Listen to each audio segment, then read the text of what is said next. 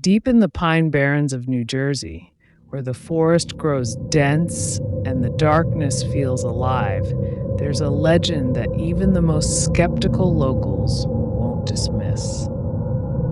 On a stormy night in 1735, a woman named Deborah Leeds went into labor with her 13th child.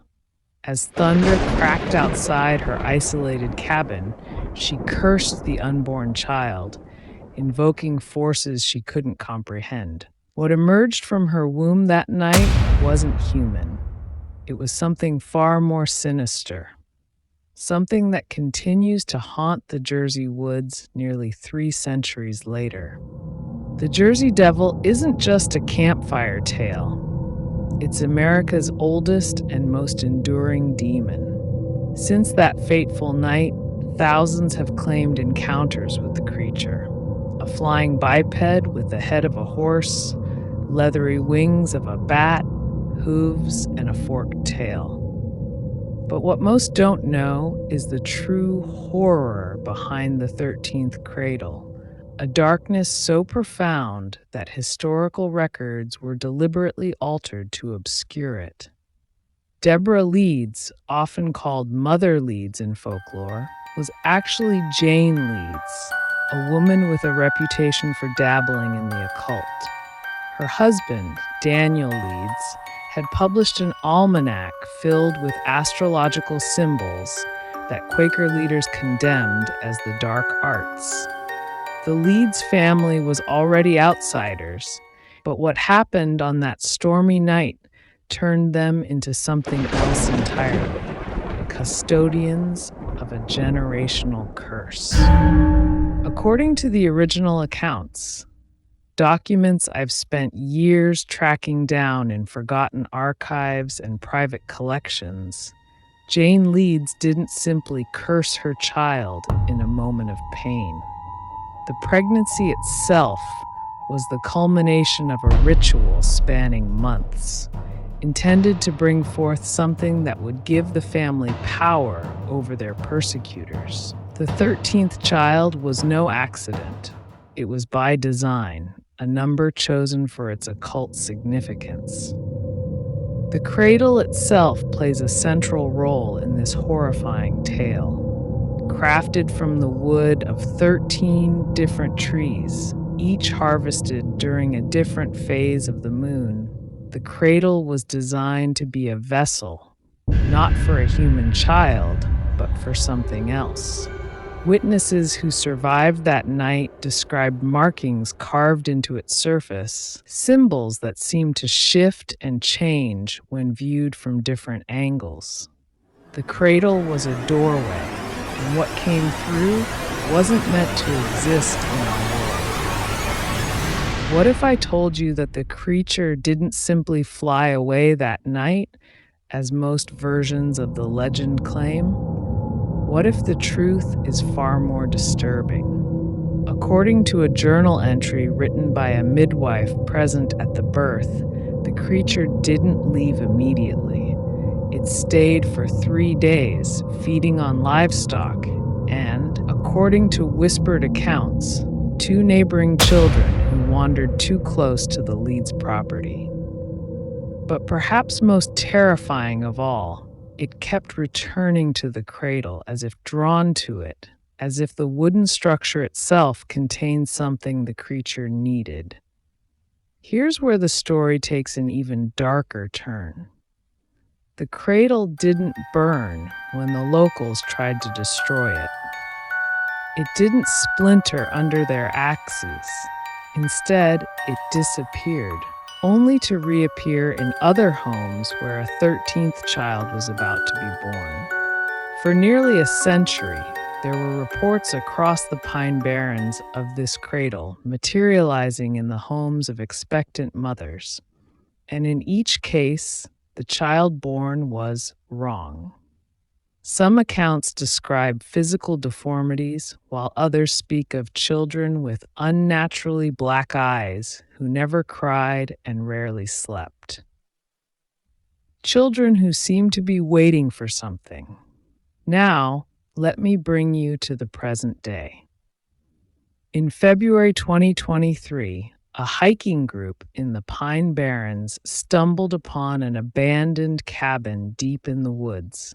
Inside, they found a cradle, old, weathered, but somehow untouched by the decay that had claimed the rest of the structure. One of the hikers, a pregnant woman named Melissa Keller, felt inexplicably drawn to it. Against the warnings of her companions, she reached out and touched the cradle's edge. What happened next was captured in fragmented video footage that later went viral before being systematically removed from every platform. The footage shows the cradle beginning to rock on its own, slowly at first, then with increasing violence. A sound, not quite human, not quite animal, can be heard rising in pitch as the camera shakes. The last clear frame shows something dark moving in the corner of the cabin, something with what appears to be wings unfurling. The video cuts out after that, but according to the lone survivor of the group, what emerged wasn't the Jersey Devil as traditionally described. It was something worse, something that wore pieces of the hikers' faces like a patchwork mask. Melissa Keller was never found, though some Pine Barrens residents claim to have heard a woman's screams echoing through the forest for weeks afterward. More disturbing still, several locals reported seeing a pregnant figure wandering the woods at night, her belly illuminated from within by an unnatural light. These sightings stopped abruptly in April, exactly 9 months after the group's encounter with the cradle. The true power of the 13th cradle isn't just that it called forth the Jersey Devil centuries ago.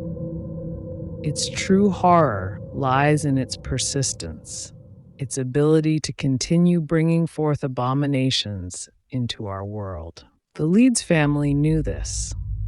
That's why descendants of the Leeds line have worked tirelessly through generations to track down the cradle and contain what it releases. They've operated in secret, forming a society dedicated to this purpose, each member bearing a distinctive birthmark resembling a hoof print, a mark of their cursed lineage. I've spent years researching this society, piecing together their history from scattered records and rare interviews with those claiming to be former members. They call themselves the Shepherds of the 13th. And their archives contain accounts of encounters with not just one Jersey Devil, but many, each born through the cradle's influence, each slightly different from the last. According to their beliefs, the original creature still lives, growing stronger with each new birth facilitated by the cradle. In 2018, I managed to speak with a man claiming to be a shepherd who had broken from the group. What he told me chilled me to the bone. According to him, the society doesn't just track the cradle.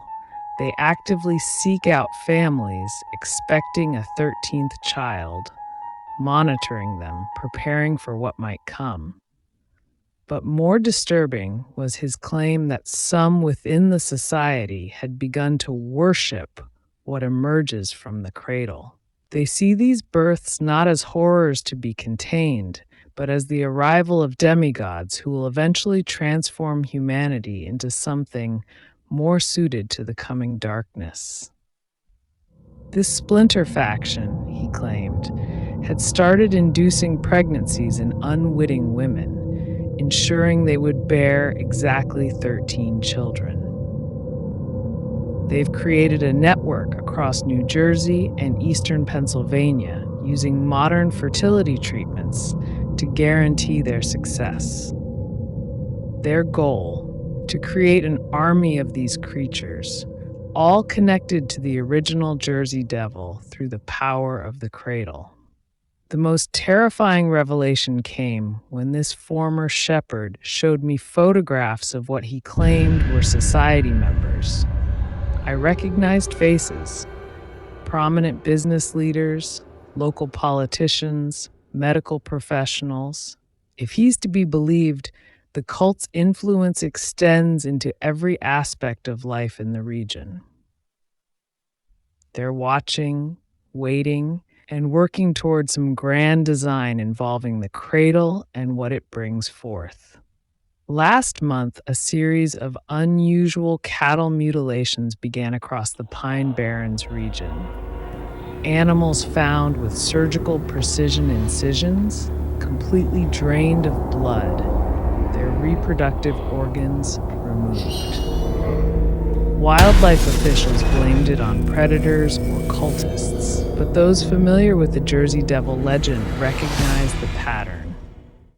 It's the same sequence of events that preceded the 1909 mass sightings, when the creature was spotted by thousands across multiple states in a single week. But there's something different this time. The mutilations form a pattern when mapped, a symbol matching one reportedly carved into the original cradle. And reports have begun emerging of pregnant women throughout the region experiencing the same nightmare. A wooden cradle rocking by itself and a voice whispering, "The 13th comes again." Hospital records from the region show an unprecedented spike in birth rates projected for next month. And in a statistical anomaly that defies explanation, an unusually high number of these pregnancies are the mother's 13th child. Something is building, gathering strength, preparing for a birth cycle that could forever change the Pine Barrens and perhaps the world beyond. I've tracked down what I believe to be the current location of the cradle, a storage facility owned by a shell company linked to the shepherds. I've obtained access codes and plan to document whatever I find there. By the time you're watching this, I'll either have proof of everything I've claimed, or I'll have disappeared, becoming another statistic in the unusually high number of missing persons cases in the Pine Barrens. What makes this story so terrifying isn't just the creature itself, but the implication that it's part of something larger, a plan set in motion centuries ago that's only now coming to fruition. The Jersey Devil isn't just a monster in the woods. It's the harbinger of something far worse that uses the cradle as its gateway into our world. The 13th cradle doesn't just rock on its own. It rocks in rhythm with something ancient and patient, something that has been waiting for generations for the perfect alignment of circumstances. And according to my research, that alignment is coming soon.